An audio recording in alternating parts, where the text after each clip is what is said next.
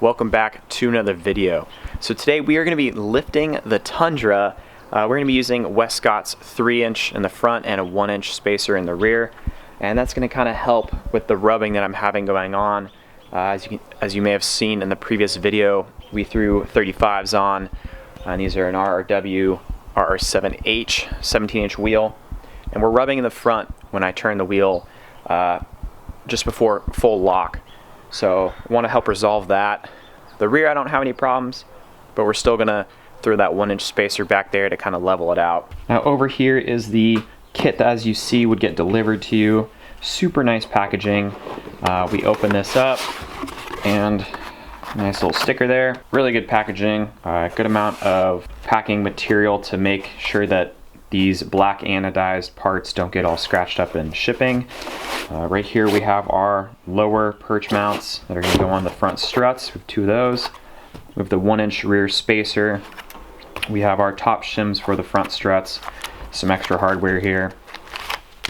They did include some spacers. Some of these are going to be shock extenders, and that's going to kind of help us with the additional travel that we're going to have in the rear. Overall, I'm very satisfied with how this kit is put together. It did take some time because it's a very popular kit, so it took about 2.5 to 3 weeks to get here.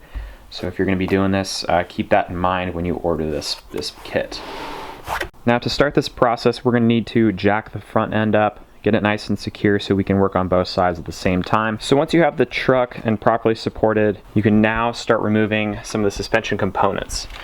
So we're going to want to remove the lower sway bar bolt here, and we're going to want to disconnect the sway bar from both sides. Once you remove the bottom sway bar bolts, you're going to want to pry off the end link away from the control arm. Then we're going to go underneath, and we're going to loosen the spindle with these 2 bolts here.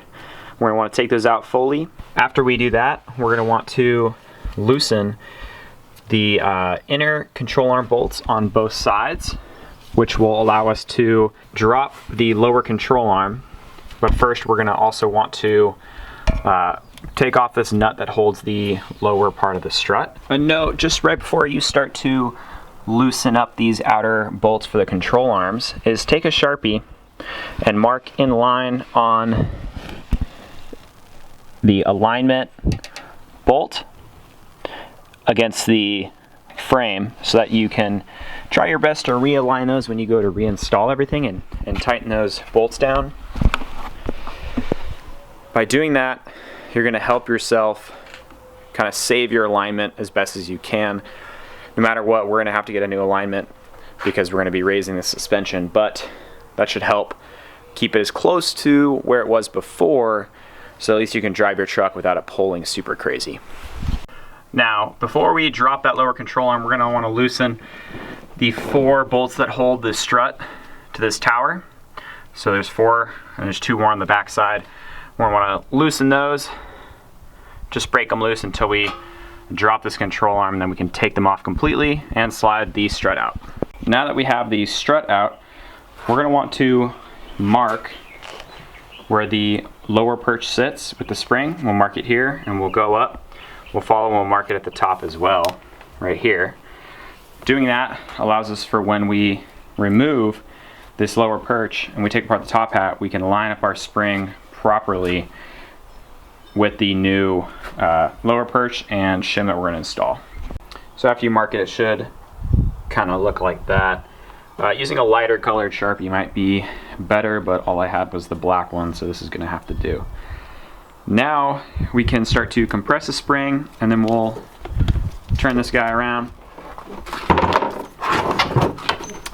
and we will start taking off the shock. So we're going to hit this guy, take this off, and fully disassemble it. These spring compressors were recommended by Wescott Design. I found these on Amazon. I will throw the link in the description down below for you to check these out, for you to get a set yourself. These are going to be heavy duty spring compressors, and I'm going to be wrapping the claws in electrical tape like they recommended so I don't scratch up the coil itself.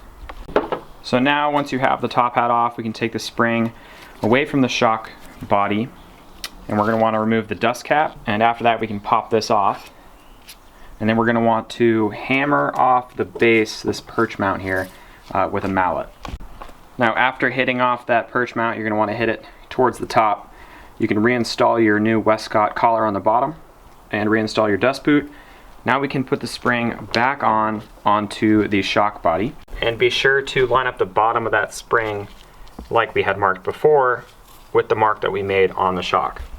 Now we're here at this point. Now we can reinstall everything, getting our washer back on, our top hat, and making sure to use that marker that we had with the Sharpie, making sure that it's lined up with the other part. Then we can put our bushing back on, use our top nut, tighten it down, and once we get it nice and tight, then we can start to remove our spring compressors. Once you get enough threads to get this nut on, then you can go ahead and tighten this until you have a bunch of threads going and it kind of bottoms out, pushing that rubber bushing out towards the lip here. Now as you can see, we have everything lined up nicely. We have our bottom line marked with the bottom of our spring.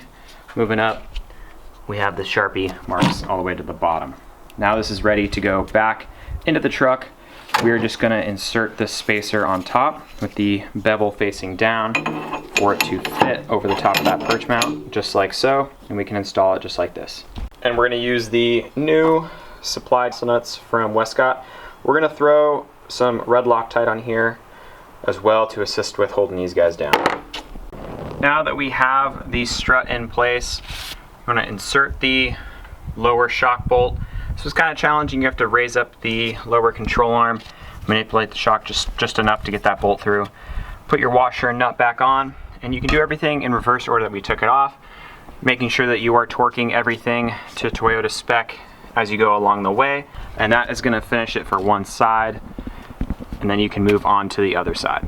One final thing I forgot to mention is you're going to want to remove this bump stop, which you can just take channel locks and unscrew it, and then the provided spacers, you're going to put it on there and reinstall it as well. So now it is time to get started on the rear of the truck. We are going to be jacking up on both sides and taking out this bolt for the rear track bar right here.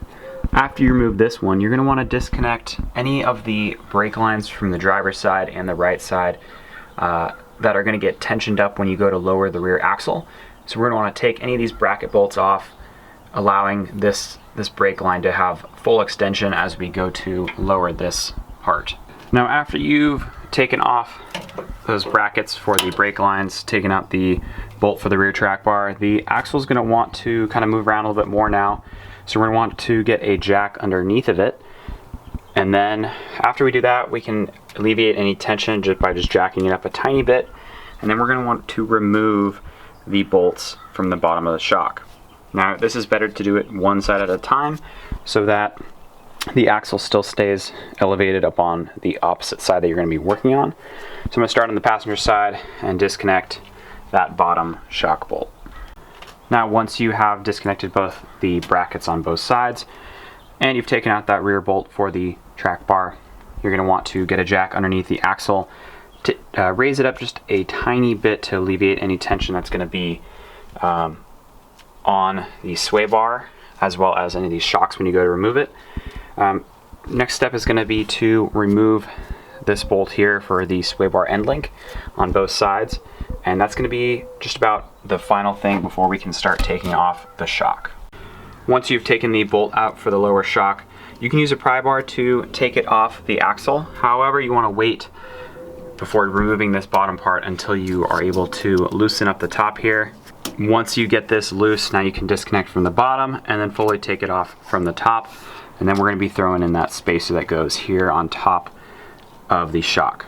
Now this top can be a bit challenging. I use a ratcheting wrench. It's a 19 mil, and then I just take a crescent wrench up top. You can loosen them together kind of like that. I did find this at Harbor Freight, so it's a great tool. It comes in handy for shocks. Allows me to ratchet this while be able to hold the top up here. So now once we have the shock off, we can put our spacer that's provided here for the rear shock extension. We're going to take our bushing here, throw this back on, and basically it can go back into the truck like this. Then you have your bushing for the top part of the bracket and then our nut. Before we throw this back on, We're going to now lower the rear axle until the spring can come out. Now this is the orientation that the spring is going to come out of the rear. We have this kind of isolator here.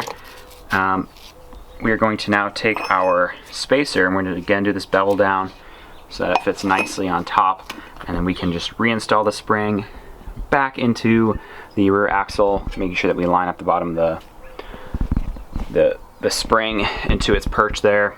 Once we get this put back in, we can raise up the axle and kind of start reconnecting some of the stuff. We're still going to want to leave the sway bar disconnected and these brake lines, but we can now throw the spring back in as well as the shock and tighten it down, and we're just going to repeat the steps on the driver's side. Once you've completed both sides, you have the springs back in, the shocks, you can now get your sway bar end links tightened up, your brake lines tightened up, and that rear link bolt back in there.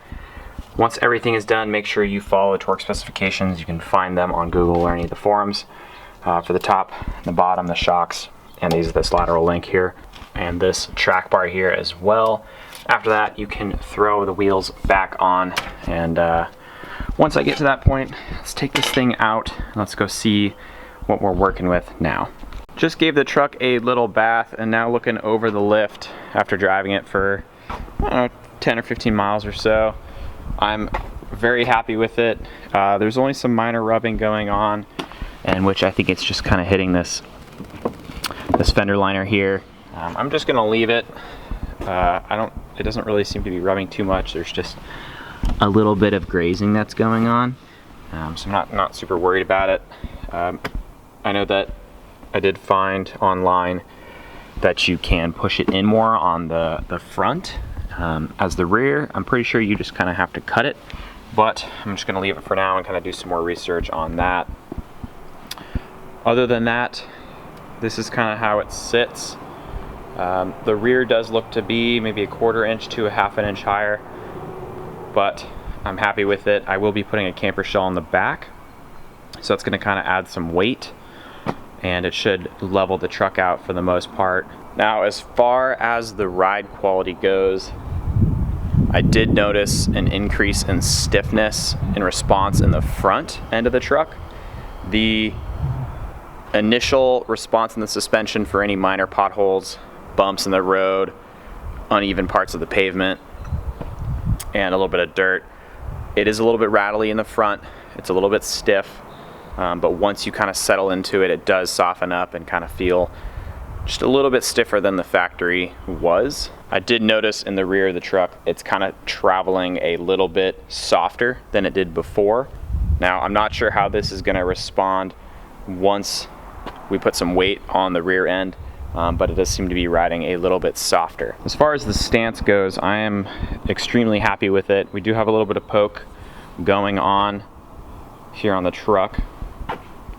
I have yet to get an alignment that should give me a little bit more camber in the front, and just because I think it's kind of popping out a little bit too much. But overall, I'm pretty happy with how it sits. These again are a 0 offset with some 35s. That's kind of just how it looks going around. As you can see, we just have a little bit of a poke, but once I raised the truck up, it did kind of help make that poke not as aggressive when we had the factory suspension on there. Now, I hope that this video kind of serves as a little guide for you guys to understand what you're going to be getting into when you decide to do the Wescott 3 in the front, 1 in the rear. This kit does kind of help you get to that objective of throwing 35s on the Tundra.